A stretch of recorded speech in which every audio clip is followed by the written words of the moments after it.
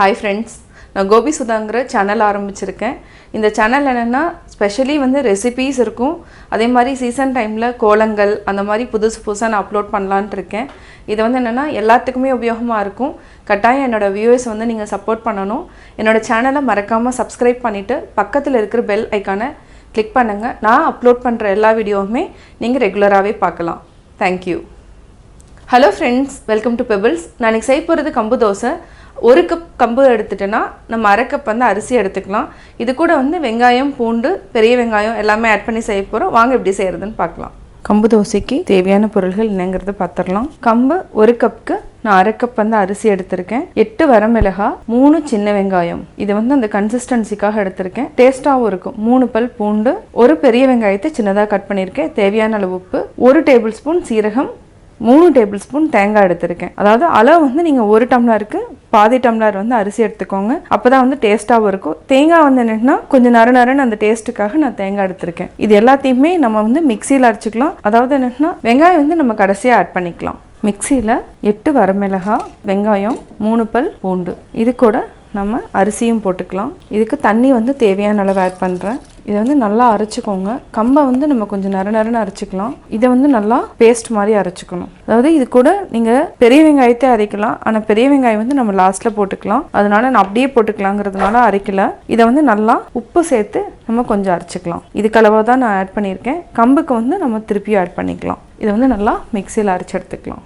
இப்போ அரைச்சிட்டோம். அதாவது அரிசி, வரமிளகாய், பூண்டு, சின்ன வெங்காயம் இந்த மாதிரி அரைச்சிக்கோங்க. இதை வந்து நம்ம ஒரு பாத்திரத்தில் மாற்றிக்கலாம். இதை நம்ம தனியாக எடுத்து வச்சுட்டோம். இப்போ இதை வந்து அரைச்சிட்டோம். அடுத்தது வந்து கம்பு, சீரகம், தேங்காய் அந்த 3ஐயும் நம்ம போட்டு அரைச்சிக்கலாம். தேங்காய் போட்டுக்கலாம், சீரகம், தேவையான அளவு உப்பு. இப்போ நம்ம ஆல்ரெடி க்ளீன் பண்ணி வச்சு ஊற வச்சிருக்கிற கம்பு இதையும் நம்ம ஆட் பண்ணிக்கலாம். இதுக்கு வந்து தண்ணி ஜாஸ்தி ஊற்ற வேண்டாம். அந்த தண்ணியை தனியாக எடுத்து வச்சுட்ருக்கேன். அரை டம்ளர் அளவுக்கு இதுலேயே தண்ணி, ஊற வச்ச தண்ணி இருக்குது. இதை நம்ம அப்படியே ஆட் பண்ணிக்கலாம். தண்ணி தேவைன்னா நீங்கள் அதுக்கு தகுந்த மாதிரி பார்த்து நம்ம ஊற்றிக்கலாம். இதையும் நம்ம மிக்சியில் போட்டு எடுத்துக்கலாம். அதாவது நல்லா அரைச்சி எடுத்துக்கலாம். கம்பு, தேங்காய், சீரகம் இது 3ஐயுமே நல்லா நம்ம அரைச்சி எடுத்துட்டோம். இப்போ வந்து ஆல்ரெடி அரைச்சி வச்சிருக்கிற அரிசி, வரமிளகாய் அது கூட நம்ம மிக்ஸ் பண்ணிக்கலாம்.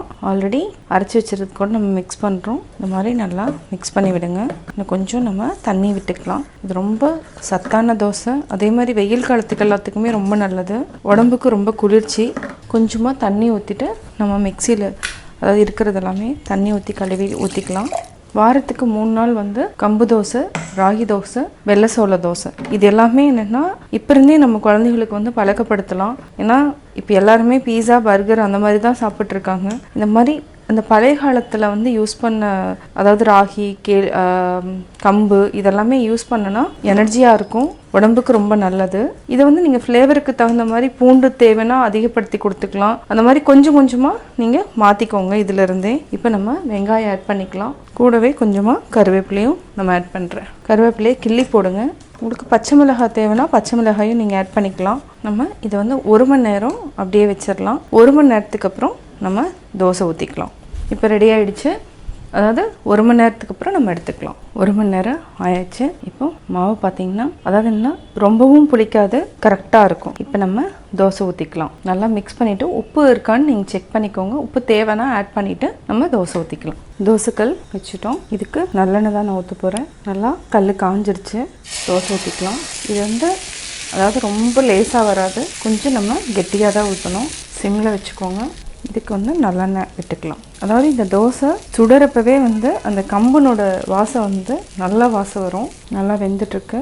இதுக்கு வந்து தேங்காய் சட்னி, மாங்காய் சட்னி வந்து காம்பினேஷன். பொடி தேவைன்னா பொடி வச்சுக்கலாம். சிம்மில் வச்சுட்டு நல்லா வேக வைக்கணும். வெங்காயம் இருக்கிறதுனால உங்களுக்கு கரெக்டான ஷேப் வராது. நம்மளே கொஞ்சம் அட்ஜஸ்ட் பண்ணி தான் சுடணும். ஒரு சிலருக்கு வெங்காயம் பிடிக்கலன்னா வெங்காயம் ஆட் பண்ணாதீங்க. இன்னும் லைட்டாக விட்டுக்கலாம். இன்னும் கொஞ்சம் நல்லா வேகட்டும். இது வந்து வேகிற டைம் மட்டும் நம்ம நார்மலாக தோசை மாதிரி கிடையாது. இது வந்து கொஞ்சம் நல்லா வேகிற வரைக்கும் நம்ம டைம் கொடுக்கணும். நம்ம திருப்பி போட்டுக்கலாம். நல்லா ப்ரெஸ் பண்ணி விடுங்க. ஹை ஃப்ளேமில் வைக்காமல் நம்ம வந்து சிம்லேயே வச்சுட்டு வேக வைக்கணும். அப்போ தான் நல்லா வேகும். கொஞ்சம் வேகணும். இப்போது நல்லா வெந்துட்டுருக்கு. இப்போ ஹை ஃப்ளேமில் வச்சுருக்கேன். ஹை ஃப்ளேமில் வச்சுட்டு திருப்பியும் லோ ஃப்ளேமுக்கு மாற்றிக்கலாம். இப்போ நல்லா வெந்துடுச்சு. இப்போ லோ ஃப்ளேமுக்கு மாற்றிட்டு நம்ம பிளேட்டில் மாற்றிக்கலாம். இதே மாதிரி நம்ம எல்லா தோசைகளையும் சுட்டு எடுத்துக்கலாம்.